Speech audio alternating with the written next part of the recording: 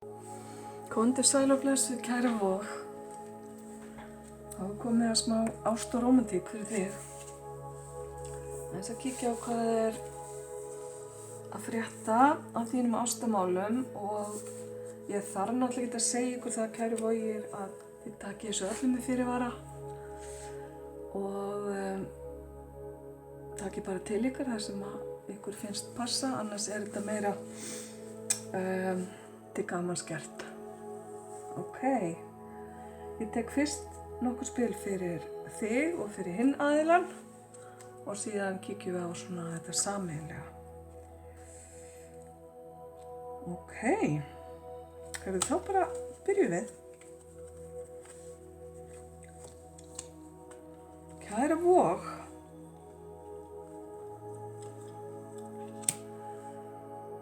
einhver er með augastað á þér, það er bara svo les.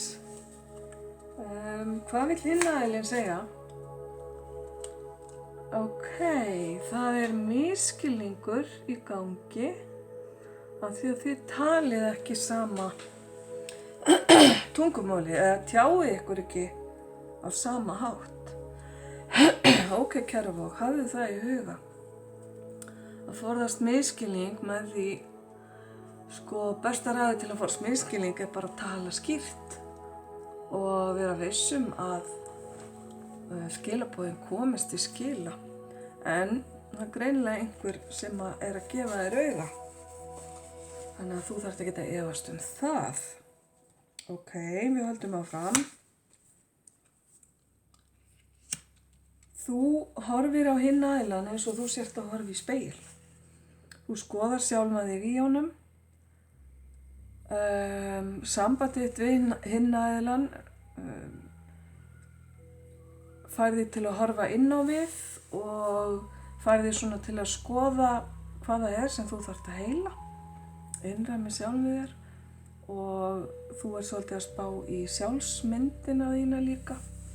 Þannig að hinn aðilinn virkar svona eins og spegill á þig og þú ef til vill líka á hinn aðilann. Þannig að það er svona spegil effekt ætla ég að segja. Ekki vera að sletta svona.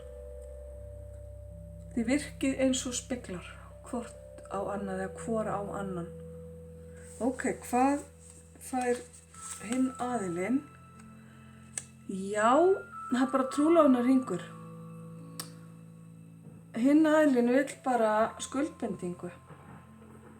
Honum finnst hann hafa bara fundið hinn eina sanna og er tilbúinn í sameiningu. Og þetta þarf ekki að vera hringtrúlofun eitthvað þannig, þetta getur verið bara það að stofna til sambands, játa ást sína, ná saman, tjá tilfinningar sínar, allavega eitthvað svona sem að gefur smá stabilitet. Þannig að þú ert þarna með aðila sem að virðist vera tilbúin í eitthvað fast. Vera á föstu, er það ennþá sagt? Þetta getur líka bara verið það. Ok, höldum áfram. Hér er spil sem segir: sumt fólk kemur inn í líf okkar og hverfur jafnharðan þaðan aftur. Aðrir stoppa smástund, skilja eftir fótspor í hjörtum okkar og við verðum aldrei söm. Þannig að þessi manneskja hefur greinilega haft mikil áhrif á líf þitt, kæra Vog, og þú jafnvel á hennar líf, því að þetta náttúrulega bara virkar á báða vegu. Ok, fallegt. Hvað vill hún segja? Við erum englar, hvert okkar við erum englar sem höfum bara einn væng. Við getum aðeins flogið ef við föðmum hvort annað, þá erum við með tvo vængi. Þannig kemur aftur þetta þema að sameinast, einn aðili að verða að tveimur eða tveir aðilar að verða einum, það var eiginlega það sem ég ætla að segja. Það er að segja að skuldbindast og sameinast. Ok, höldum það fram. Þið fáið hérna sitthvort hjartað. Ekki allt sem sýnist. Fatal Attraction. Ok. Það spurning hvort að þetta kæra vog sé eitthvað sem að þú ert hræddur við.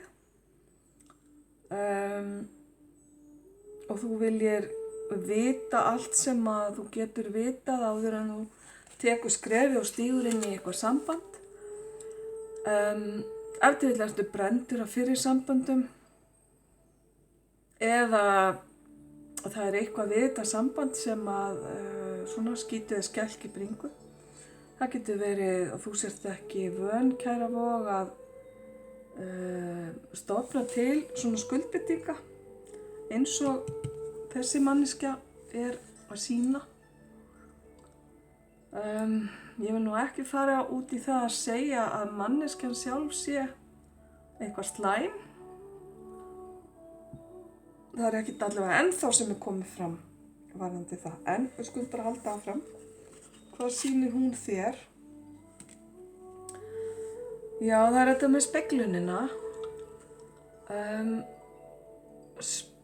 Spegilmynd, umhugsun, þetta orð er líka það sko aðeins að hugsa sig um. Hún vill að þið fáið smá, gefið hvort öðru smá space í augnablikinu. Kannski er eitthvað sem að þið þurfið að tala um, eitthvað sem þið þurfið að ræða. Fiðrildi tákna umbreytingar. Við sjáum kannski þegar lengra líður hvað er verið að tala um. 2 spil hérna fyrir þig, kæra vog, og þú færð steingetina og svo eld. Ok. Steingetin er þekkt fyrir að vera mjög vinnusamt merki, hún er jarðamerki. Ef til vill er þetta steinget sem þú ert skotin í. Eða, nú er ég ekki stjörnuspekingur en kannski er steingetin einhvers staðar sterk í kortinu þínu og hefur mikið að segja hvernig þetta þróast allt saman. En þú ert líka hérna með eld. Eldurinn er auðvitað bara ekkert annað en ástríða og svona sýnir það að þú býrð við miklum krafti og það er mikið sköpun í gangi. Þetta getur líka verið eldsmerki sem þú ert með hugan við. Við skulum sjá hvað kemur hjá þeim. Fyrri líf. Já. Ok. Og ferðamaður eða ferðalangur. Ok. Ef til vill líður hinni manneskjunni eins og þið hafið þekkst áður og jafnvel þá úr fyrri lífi.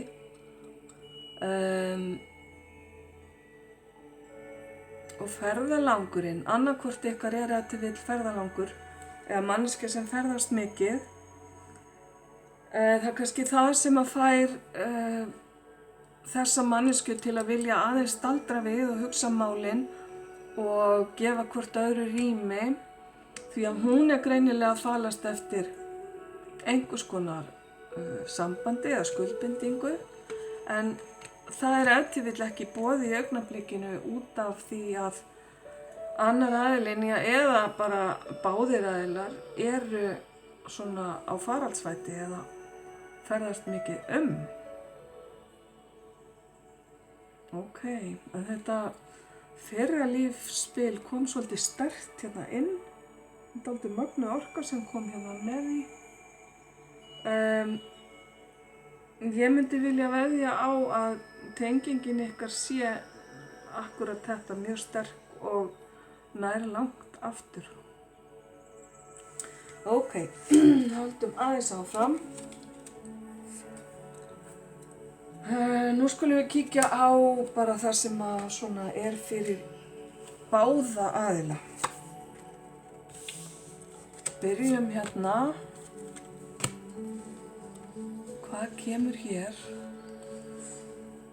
Ok, ég ætla nú að láta þetta vera þannig að þið sjáið á spilin.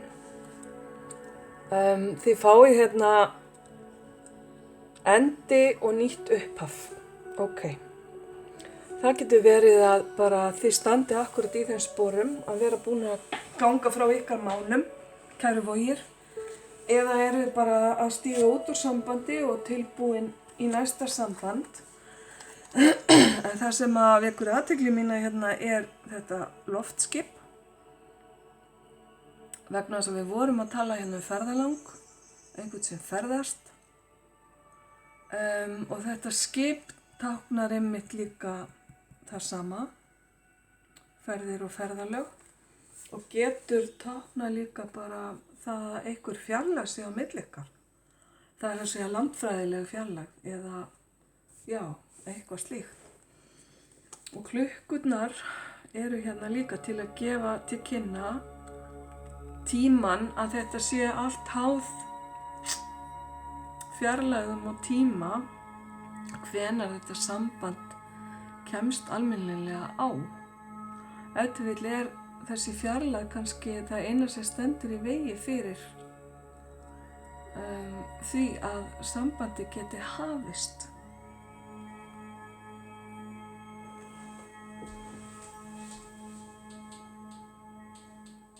Fyrirgefið þetta aðeins að lækka í músíkinni. Hérna.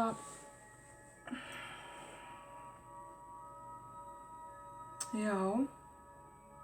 Ok, höldum áfram.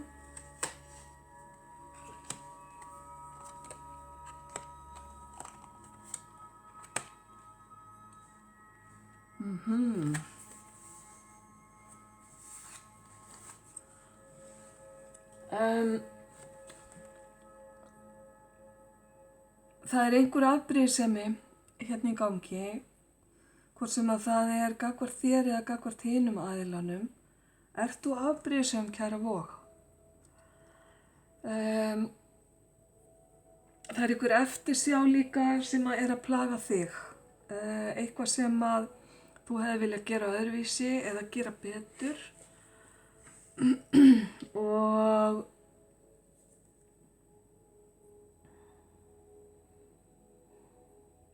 það hefur að gera með samskipti. Það þetta með að tala skýrt sem að kannski skortir upp á, því að hér eru einhvers konar samskipti sem koma inn sem dálítið harkaleg og valda dálítið svona erfiðum viðbrögðum. Það gæti verið það sem að veldur afbrýðiseminni, kannski fréttir eitthvað varðandi hina manneskjuna sem að kallar á það. Nú eða öfugt, það getur verið afbrýðisemi af hendi hina manneskjuna líka. Ég ráðlegg ykkur bara að tala saman og ræða málin bara skýrt. Það og svo sem við bara í öllum samböndum, öllum samskiptum. En þetta ekki alls slæmt vegna þess að það eru hérna góðir tímar sem að þið eigið saman og munið eiga saman. Loksins þegar að fjarlægðirnar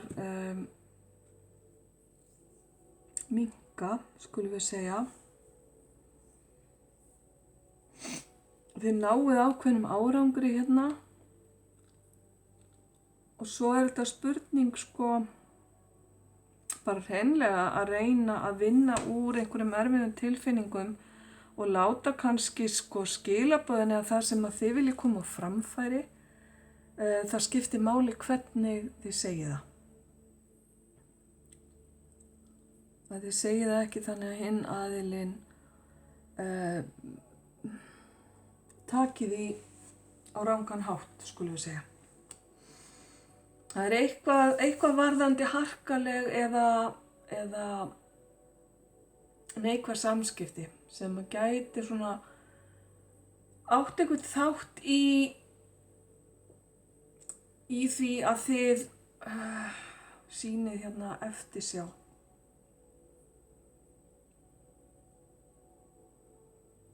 Já.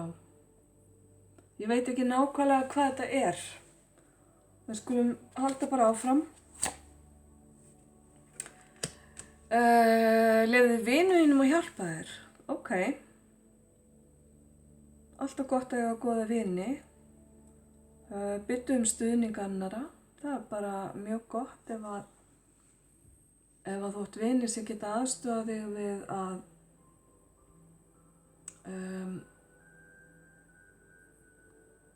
að ná eyrum eða augum þessar mannsku eða ná samskiptum við hana. Ekkert nema gott það að segja. Það vissulega aðdáun hérna til staðar. Og þú dregur að þér rómantíska ást með því að njóta andartaksins. Þið laðist hvort að öðru. Það ekki spurning það, samkvæmt þessu hér. Ok, nú kom spilið sem að svona kveikir á peru hjá mér. Varðandi afbrýðisemina sem ég ræddi áðan og einhvers konar erfið samskipti eða skilaboð sem eru harkaleg. Það varðar annaðhvort þinn fyrrverandi aðila eða fyrrverandi hins aðilans. Einhver orka eða samskipti við fyrrverandi sem að blandast aðeins inn í ykkar mál og gerir smá usla. En mér sýnist þetta ekki ætla að verða neitt alvarlegt og á ekkert svo sem eftir að valda einhverjum eða hvað sem að skipta einhverju höfumáli. En það bara verið að benda á að þetta eitthvað sem gæti komið upp. Ef að þið passið ekki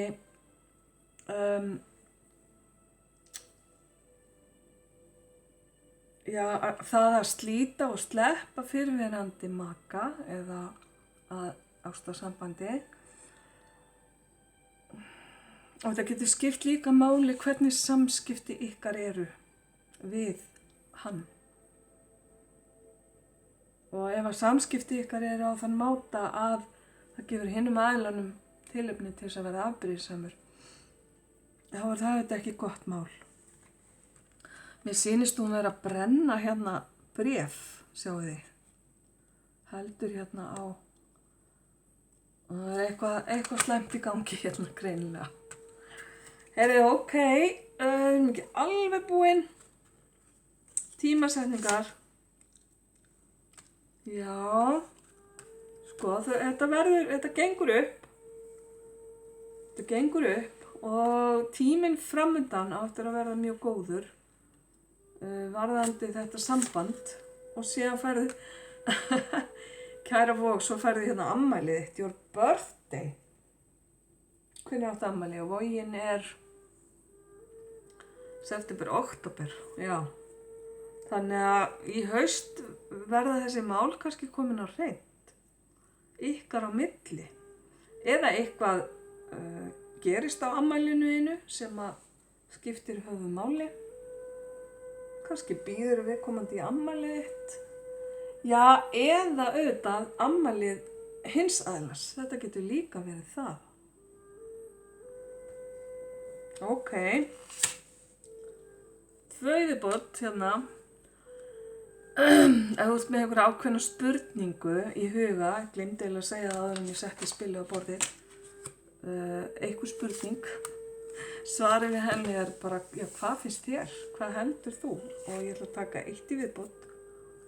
Ok, það gæti verið. Gæti meir en verið. Heyrðu, þetta var nú það, kæra Vog. Vonandi finnurðu einhvern flöt á þessum lestri. Og ég þakka þér bara kærlega fyrir að horfa og hlusta. Ljós og kærleikur til þín.